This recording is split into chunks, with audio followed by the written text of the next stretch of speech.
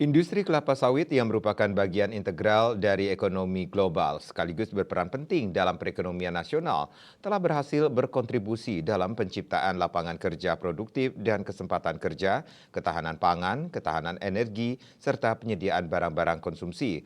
Hal tersebut turut berdampak pada penurunan tingkat kemiskinan di kalangan petani pedesaan, termasuk bagi petani kecil.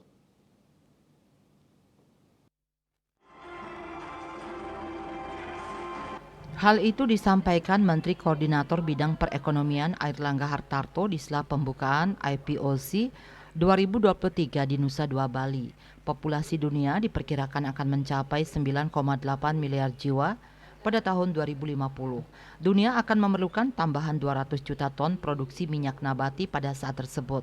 Untuk meningkatkan produktivitas kelapa sawit, Indonesia telah melakukan penanaman kembali seluas 200.000 hektar sejak tahun 2007 dan seluas 180.000 hektar sedang dilakukan penanaman kembali di tahun ini dengan mengalokasikan anggaran sebesar 386 juta US dollar. Di tingkat global, inisiatif Uni Eropa melalui kebijakan European Union Deforestation Regulation untuk membatasi deforestasi yang disebabkan oleh kegiatan kehutanan dan pertanian di seluruh dunia akan memberikan dampak langsung pada komoditas utama Indonesia, yakni kelapa sawit, kopi, kakao, karet, kedelai, sapi, dan kayu.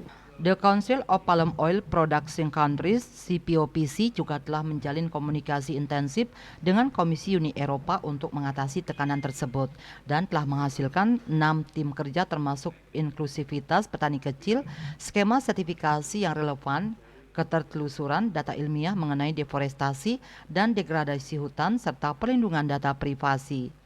Sementara Dr. Rizal Afandi Lukman selaku Sekretaris Jenderal CPOPC mengungkapkan tantangan terberat bagi petani sawit Indonesia terletak pada ketertelusuran atau traceability karena sebagian besar dari mereka bergantung pada pihak perantara sehingga melacak buah kelapa sawit hingga ke asalnya akan sulit dilakukan. CPOPC sekretariat itu nggak mungkin bisa menjangkau semua petani, ya.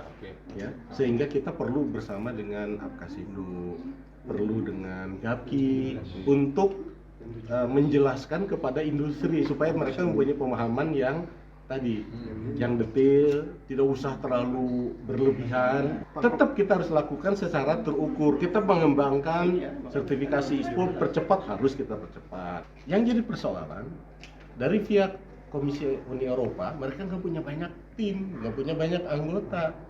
Raiswantara, Bali TV.